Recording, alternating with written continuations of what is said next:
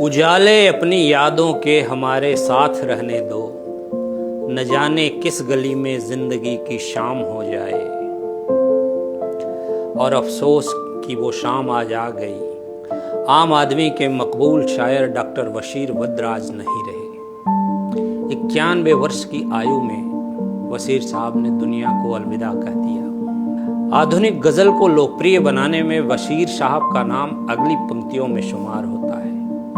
दुश्मनी जम के करो लेकिन ये गुंजाइश रहे, जब कभी हम दोस्त बन जाएं तो शर्मिंदा ना हो।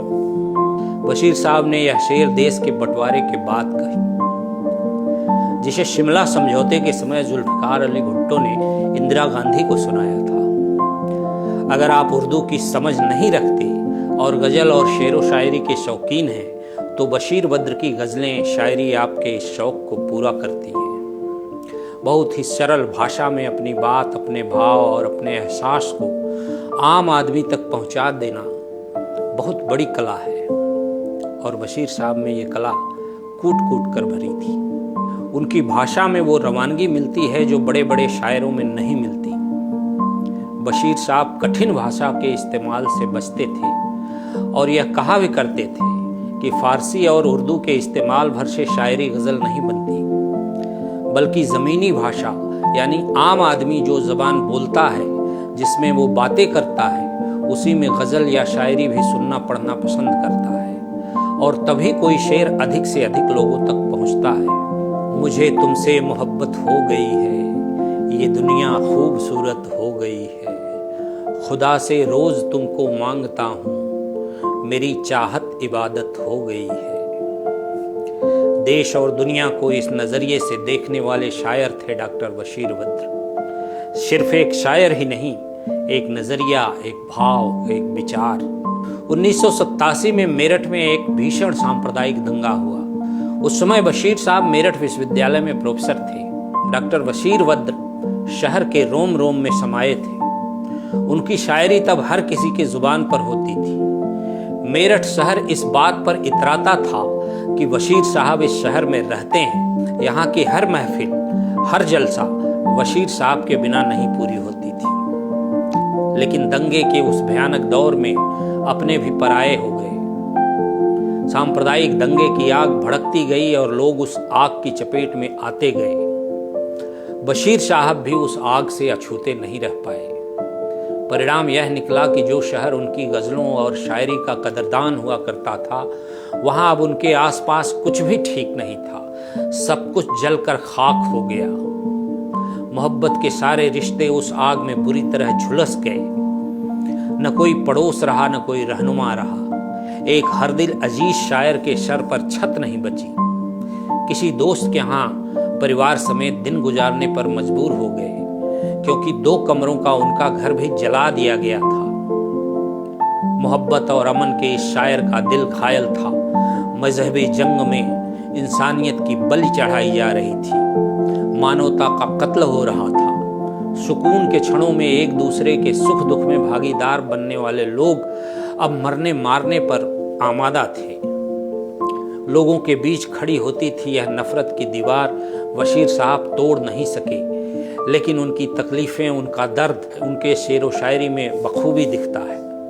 उन्होंने शेर कहे, लोग टूट जाते हैं एक घर बनाने में, तुम तरस नहीं खाते बस्तियां जलाने में। और जाम टूटेंगे इस शराब खाने में, मौसमों के आने में, मौसमों के जाने में।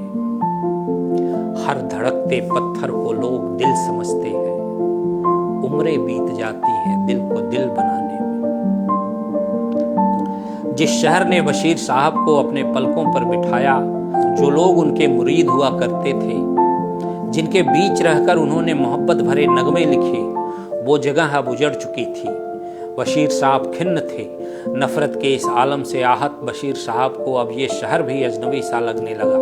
उन्होंने लिखा भी, कोई हाथ भी न मिलाएगा जो गले मिलोगे तपाक से, ये नए मिजाज का शहर है, जरा फासले से मिला करो। कुछ समय बाद बशीर साहब भोपाल जाकर बस गए। उन्होंने अपने दर्द को तो शायरी और गज़लों में शुमार कर दिया, लेकिन उनके आसपास जलते मकान, लोगों की चीखें, उनके आंसू वहीं कहीं दबे पड़े होंगे। उत्तर प्रदेश में 15 फरवरी 1936 को पैदा हुए बशीर बद्र ने अलीगढ़ मुस्लिम विश्वविद्यालय से शिक्षा प्राप्त की।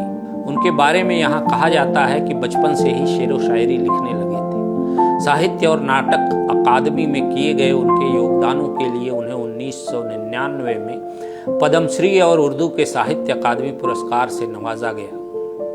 उनकी कविताएं और शेर अंग्रेजी और फ्रेंच में भी अनुवाद किए गए। और आखिर में एक गजल बशीर साहब की। कभी तो आसमां से चांद उतरे जाम हो जाए, तुम्हारे नाम की एक खूबसूरत शाम हो जाए, हमारा दिल सवेरे का सुनहरा जाम हो जाए, चिरागों की तरह आंखें जलें जब शाम हो जाए। मैं खुद भी एहतियातन उस गली से कम गुजरता हूँ, कोई मासूम क्यों मेरे लिए बदनाम हो जाए।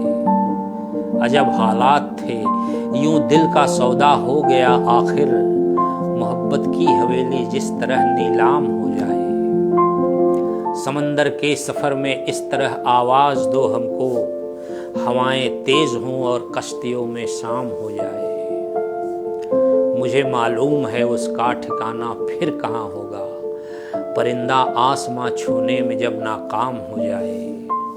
उजाले अपनी यादों के हमारे साथ रहने दो, न जाने किस गली में जिंदगी की शाम हो जाए। बशीर साहब को विनम्र श्रद्धांजलि। शुक्रिया।